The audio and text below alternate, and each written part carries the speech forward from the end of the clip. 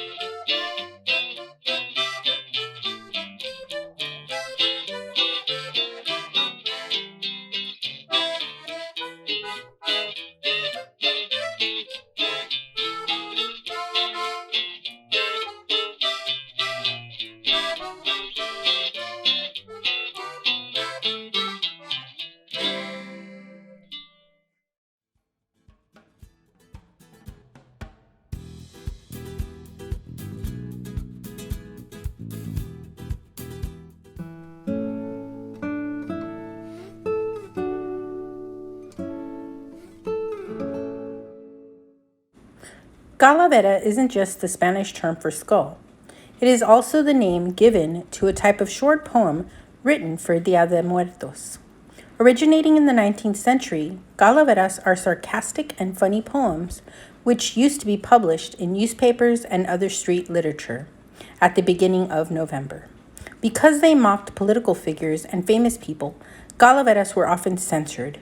Most of them were accompanied with prints and drawings by artists such as Jose Guadalupe Posada.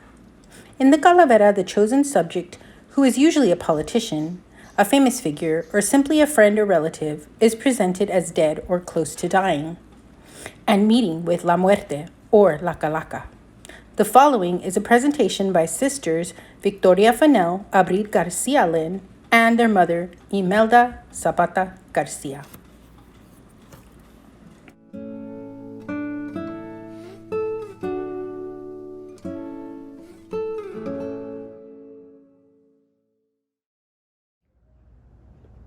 La Flaca howled at the moon. Ow! After a long swig of her Lone Star tall boy cerveza, she'd lifted her bony hands in the air as Anthony Kiedis' Flea and the Red Hot Chili Peppers jammed on about sobriety in higher ground. She turned to Rosemary and asked if she'd like to join the tour bus to New Orleans. She was to meet her carnalita Vic at an old witch's mansion. There she'd find some herbs to help with the cancer. When they met up, La Calaca was there with a grim grin. That's when Rosemary noticed she'd become Rose Stardust.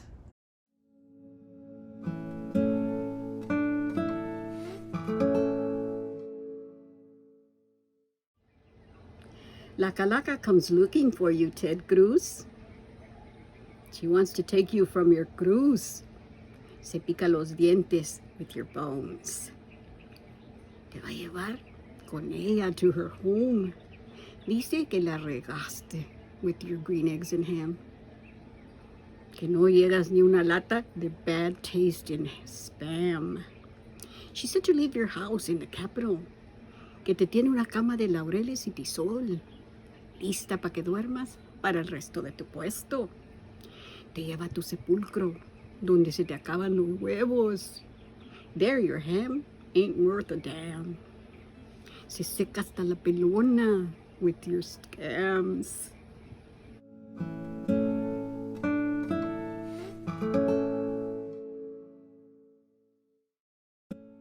La Muerte was taking a stroll when she noticed a woman carrying a pole.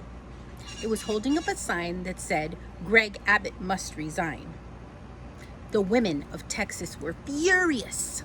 La Muerte was now so curious to know why they were raising their voice as they chanted, "My body, my choice." Abortion and illegal in Texas was wrong. She knew what she had to do all along. To take him to hell was her ultimate goal. But before she could take his putrid soul, she wanted to ask him if he was prepared to care for the babies he had so ignorantly spared.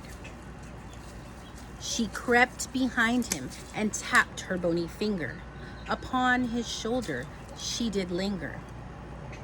As he slowly turned his frightened head, she was surprised to see he was already dead. His weak heart popped at the sight of millions of women ready to fight. La Muerte laughed at his weak heart reflexes. It turned out to be what's best for Texas.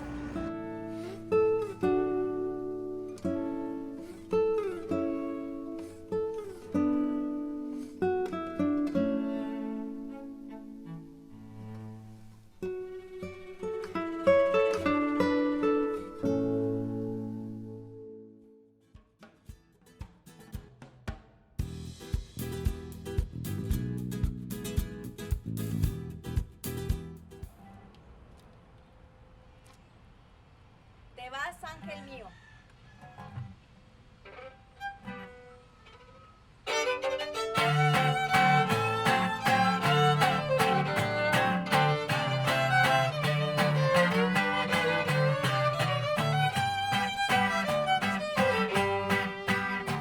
Te vas, ángel mío, ya vas a partir, dejando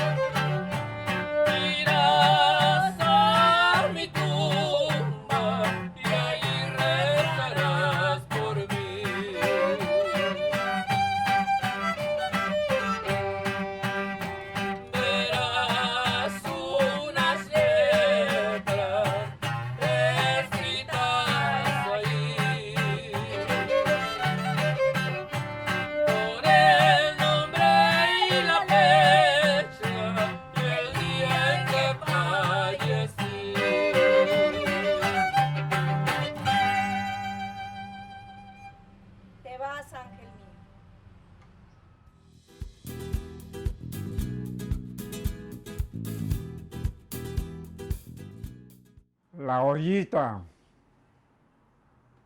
terminó en ser piñata, una olla muy gordita. La usaron para ese fin por estar estrelladita. Hábiles manos forjaron su útil futuro. Buen saludo. Era buena para caldos, frijolitos, sin olvidar al menudo. Se esmeraba en los atoles, excelente para ponches. Al mediodía era parte de presentar buenos lonches. Perdió con el tiempo el brillo y se vistió de hollín. Calacas le dio un buen palo y se volvió tepalcate. ¡Qué fin!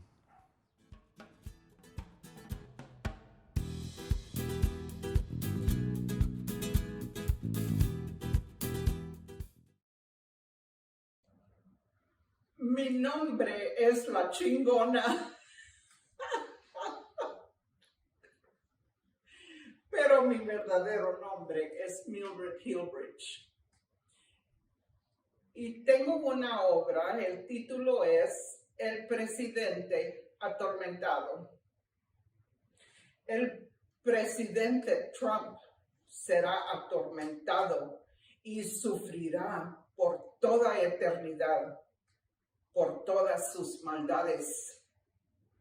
Las calaveras lo rechazarán, que es algo que no soporta el rechazo.